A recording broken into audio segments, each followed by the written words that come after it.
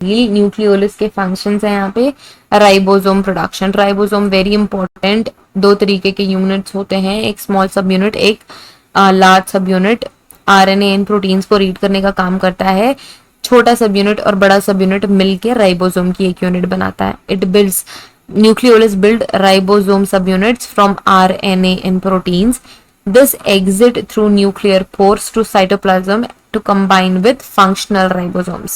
ये क्या करते हैं, ये बनते तो न्यूक्लियोलस में है बट ये साइटोप्लाज्म में रिलीज होते हैं टू कंबाइन विद फंक्शनल, जो ऑलरेडी काम कर रहे हैं। जैसे आप कभी कहीं नई जॉब ज्वाइन करते हो, है ना, तो आपको एक मेंटर मिलता है या फिर आपको कोई ऐसा पर्सन मिलता है जो कुछ समय तक आपको बताता है कि चीजें कहाँ पे हैं, किस तरीके से काम चलता है, क्या करना है क्या नहीं करना है। उसके बाद फिर आपको खुद से काम करना होता है। तो वैसे ही जब राइबोसोमल यूनिट्स बनती है तो वो साइटोप्लाज्म में आती है एंड देन वो फंक्शनल से अटैच, फंक्शनल स्ट्रक्चर से अटैच हो जाती है, फिर खुद से फंक्शन करने लगती है। फंक्शन क्या है, प्रोटीन प्रोडक्शन। स्ट्रक्चर कैसा है, आरएनए और प्रोटीन का दो सब यूनिट कंबाइन होती है, दीज आर राइबोसोम, छोटे छोटे जो डॉट्स होते हैं। ओके, राइबोसोम का इंट्रोडक्शन क्या है, it is discovered by George Emily pallid. इस तरीके का स्ट्रक्चर होता है और ये है वो पर्सन, ये है वो पर्सन जिन्होंने राइबोसोम्स देखा खोजा था। ये कुछ राइबोसोम्स के माइक्रोस्कोपिक स्ट्रक्चर्स हैं। We can found ribosomes in the mitochondrial matrix and we can also found in rough endoplasmic reticulum, इसी वजह से वो रफ होते हैं। अब यहाँ पे यूकैरियोटिक प्रोकैरियोटिक ऑलरेडी कवर कर चुके हैं। कंपोजिशन क्या है, कंपोजिशन ऑफ राइबोसोम आरएनए 50 और मोर स्ट्रक्चरल प्रोटीन राइबोसोम्स। हाँ, राइबोसोम बनने का इट इज अ प्रोसेस। देखो यहाँ पे न्यूक्लियोलस में राइबोसोम बन रहा है, स्मॉल सब यूनिट, लार्ज सब यूनिट, वो बाहर आके असेंबल हो गए with the help of mRNA। mRNA have all the meaningful messages जो कि वो बताती है आपके सेल्स को। Now prokaryotic ribosomes are commonly called as 70S ribosomes. ठीक है, these have dimensions of about 14 to 15 nanometer by 20 nm. Molecular weight is approx 2.7 million Daltons. These are constructed as 50S और 30S। जो बड़ी सब unit है वो 50S type की होती है, जो छोटी सब यूनिट होती है 30S टाइप की होती है। और ये प्रोकैरियोटिक सेल में, राइबोसोम प्रोकैरियोटिक यूकैरियोटिक दोनों में प्रेजेंट होता है ना, तो जो प्रोकैरियोटिक वाली सेल है उसको हम बोलते हैं 70S। ठीक है, इसके अलावा जो राइबोसोम्स होते हैं they are not bounded by the membrane. Prokaryotic ribosomes are smaller and less than eukaryotic ribosomes. Ribosomes are composed of 4 subunits, each of which consists of protein and a type of RNA that is known as ribosomal RNA। ठीक है, ये 70S type of. देखो, जो छोटा सब unit है 30S का है, जो बड़ा सब यूनिट है 50S का। Now the S in 70S and similar value stands for Svedberg units. ये हमारे साइंटिस्ट ने खोजा था, इस वजह से हम उसको एस से डिनोट करते हैं। The faster a particular particle travels when centrifuge the greater its Severberg value and sedimentation coefficient। आपने अभी तक सेंट्रीफ्यूज देख लिया होगा। सेंट्रीफ्यूज में क्या होता है, वो बहुत ही ज्यादा स्पीड से स्पिन होती है एंड चीजें उससे सेपरेट हो जाती है, सेपरेशन टेक्निक है। Sedimentation coefficient is a function of a particular molecular weight, volume and shape. So इनके बेसिस पे चीजें क्या होती है, सेपरेट होती है। Heavier the more compact particles normally have largest Svedberg numbers और सेडिमेंट दे सेडिमेंट फास्टर। ठीक है, तो ये कुछ सेंट्रीफ्यूज की इंफॉर्मेशन है, जस्ट गो थ्रू इट। देखो, ये स्किप कर दोगे तो भी चल जाएगा। ये 2-3 चीजें याद रख लो, जैसे कि जो 70S है उसका S का मतलब होता है सेवेडबर्ग यूनिट्स। इसके अलावा जब हम सेंट्रीफ्यूज करते हैं तो जिसका ज्यादा सेवेडबर्ग वैल्यू होता है उसका ज्यादा सेडिमेंटेशन कोएफिशिएंट होगा, वो जल्दी सेडिमेंट होगा और वो हैवी होगा। ठीक, टाइप्स ऑफ राइबोसोम्स क्या है, फ्री राइबोसोम्स होते हैं और बाउंडेड राइबोसोम्स होते हैं। फ्री राइबोसोम्स क्या है, which is suspended in the cytosol which is synthesized proteins that functions in the cytosol. ठीक है, तो ये फ्री राइबोसोम्स होंगे। फ्री और बाउंड से आपको ऑलरेडी समझ में आ रहा होगा कि what is free and what is bounded ribosomes. ठीक है, अब ये काइटोसोल या साइटोसोल क्या है, ठीक है, मैंने क्या बोला, it is suspended in cytosol. ये एक तरीके का क्या है, it is a fluid, kind of a fluid. ठीक है, जैसे कि प्लाज्म, पर ये साइटोप्लाज्म भी नहीं है, it is suspended in cytosol. So cytosol it is क्या बोल सकते हैं, it is the portion of the cytoplasm that is not contained in the organelles. मतलब वो एरिया जहाँ पे कोई ऑर्गेनल नहीं है उसको हम बोलते हैं काइटोसोल, वहां पे ये सस्पेंडेड होते हैं. ठीक है. बाउंड राइबोसोम्स क्या होते हैं, it is attach to endoplasmic reticulum, इसीलिए हम इसे कहते हैं rough endoplasmic reticulum, RER. This synthesise protein for to export to export to different membranes. ठीक है.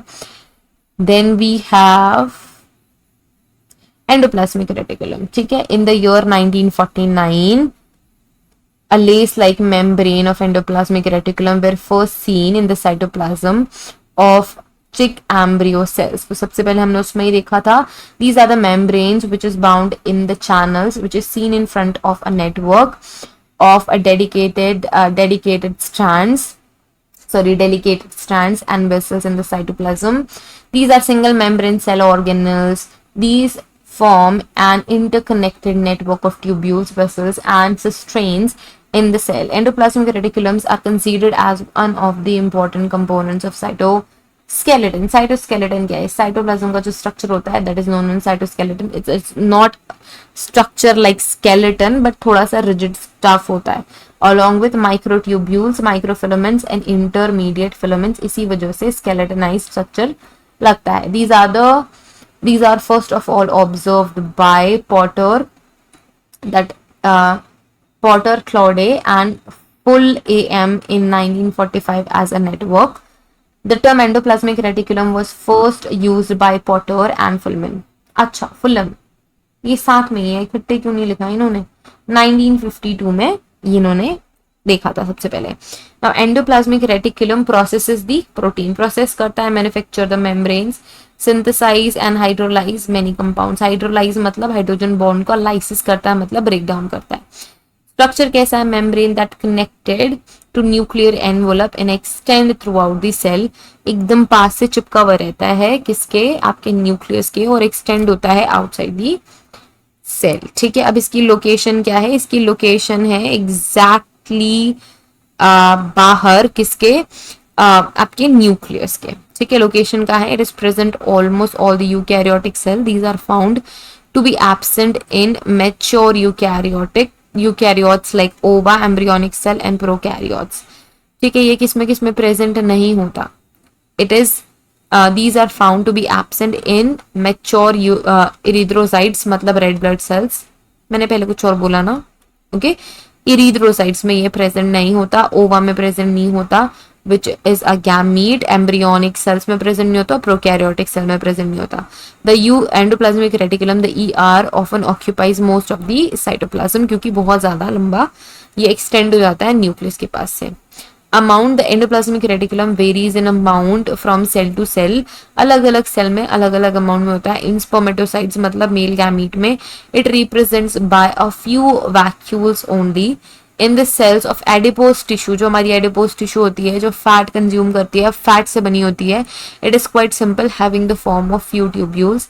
The cell that are actively synthesising protein such as liver, pancreatic cells and fibroblast have abundant ER. देखो जहां पे बहुत ज्यादा protein की जरूरत है, जैसे हमारी लिवर, जैसे कि हमारी पैंक्रियाटिक सेल्स, जैसे कि हमारी fibroblast.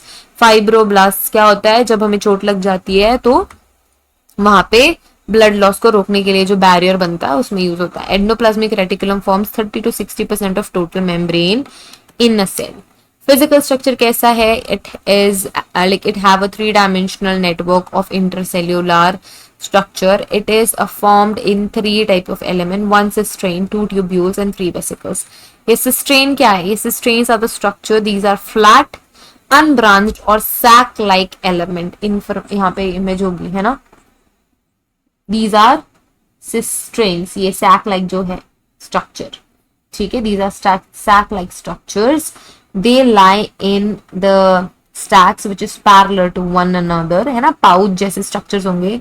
They have ribosomes on their surface, therefore they look rough. It contains glycoproteins जिसका नाम है ribophorin 1 and ribophorin 2 that bind to ribosomes. ये क्या है? ग्लाइकोप्रोटीन्स है, वेरी इंपॉर्टेंट, नाम याद रखो, glycoproteins that is name ग्लाइकोफोरिन 1 and ग्लाइकोफोरिन 2. Then we have tubules. These are irregular branching elements which forms a network along with other elements. अब आप देखोगे ऐसे ऐसे ऐसे ऐसे बहुत सारे इस तरीके से स्ट्रक्चर्स हैं। तो ये क्या है? These are tubules. These are often free of ribosomes. इन यहाँ पे राइबोसोम्स नहीं होंगे। ट्यूब्यूलर स्ट्रक्चर देखो, ये जो ट्यूब लाइक स्ट्रक्चर है देखो यहाँ पे नहीं है ना, यहाँ पे आपको राइबोसोम्स नहीं दिख रहे, वो आपको सिस्ट्रेन वाले स्ट्रक्चर में दिख रहा है, यहाँ पे राइबोसोम्स नहीं होते। Then we have vessels, these are oval और round vacuole like element, these are also free from ribosomes, यहाँ पे भी राइबोसोम्स नहीं होते। All the elements of endoplasmic reticulum freely communicates with one another and they contain a fluid called endoplasmic matrix. अब आप देखोगे कि फ्लूइड मीडियम बहुत ज्यादा जरूरी है, चाहे वो साइटोप्लाज्म हो चाहे वो न्यूक्लियस के अंदर हो, फ्लूइड मीडियम इज इम्पोर्टेंट। और एंडोप्लाज्मिक रेटिकुलम के अंदर भी फ्लूइड मीडियम है, जिसे हम बोलते हैं endoplasmic matrix. it is present in endoplasmic lumen. These matrix is different from cytoplasmic matrix outside the endoplasmic reticulum.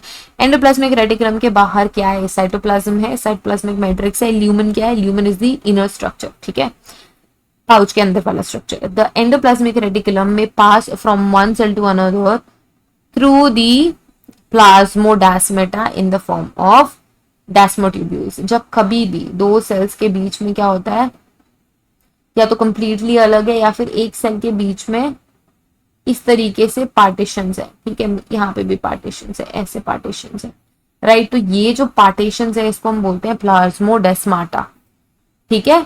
ये एक सेल से दूसरे सेल कैसे ट्रेवल करती है? With the help of plasmodesmata.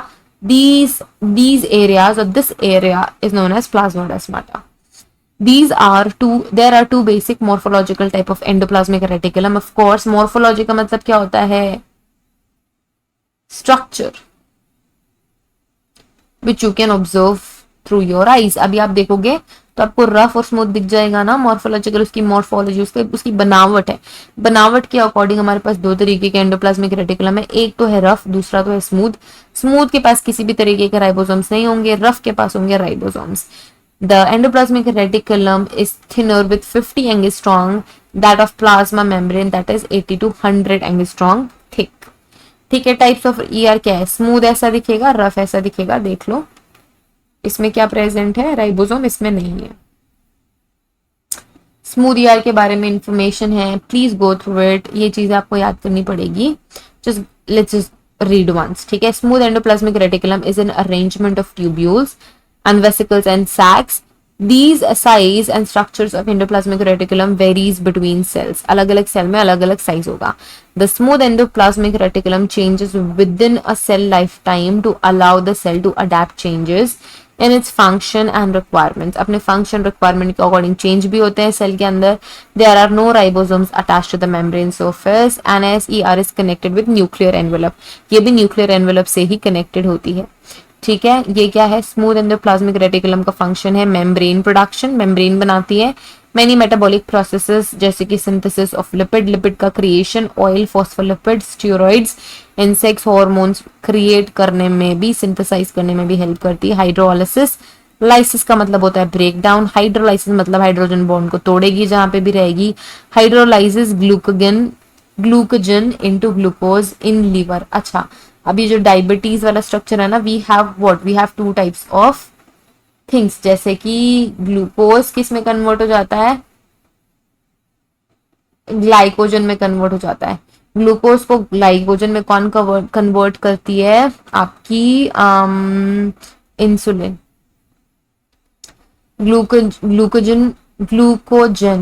Glycogen को कन्वर्ट करती है ग्लूकोज में कौन? ग्लूकागॉन। इसी से कंफ्यूज हो रही थी मैं, बार बार ग्लूकागॉन निकल रहा था मुझसे। इंसुलिन, ग्लूकागॉन दोनों क्या है? दीज आर हॉर्मोन्स जो हमारे ब्लड में शुगर लेवल को मेंटेन करती है। जब ब्लड में ग्लूकोज ज्यादा हो गया, इंसुलिन ने उसको ग्लाइकोजन बना दिया।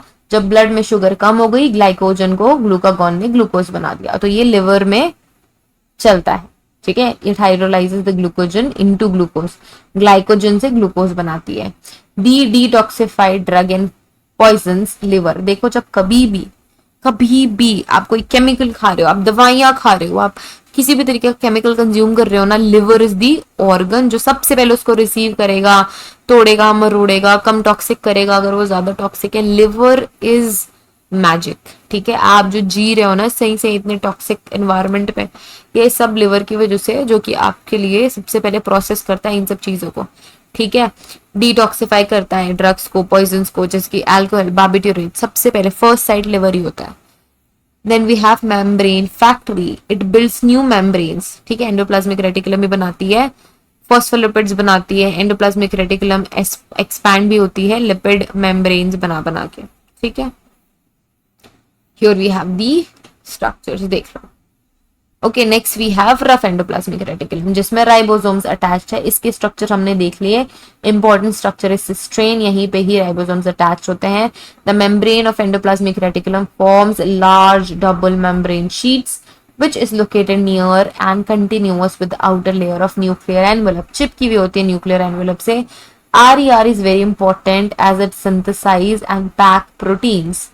ठीक है, we call it Russell bodies of plasma, Nissl granules या फिर नर्व सेल। इनको क्या करती है वो, प्रोटीन पैक करके देती है, प्रोवाइड करती है। Then we have rough endoplasmic reticulum, it produces protein, it exports out the cell and export out of the cell. Protein secreting cells हैं, they pack and transport the protein. अब देख लो वही वाला चेन है। ठीक है, न्यूक्लियस, रफ एंडोप्लाज्मिक रेटिकुलम, ये कैरी करके आएंगे किसके पास, this is endoplasmic reticulum, Golgi apparatus, vessels. Okay, that's about it. Let's move to the next PDF.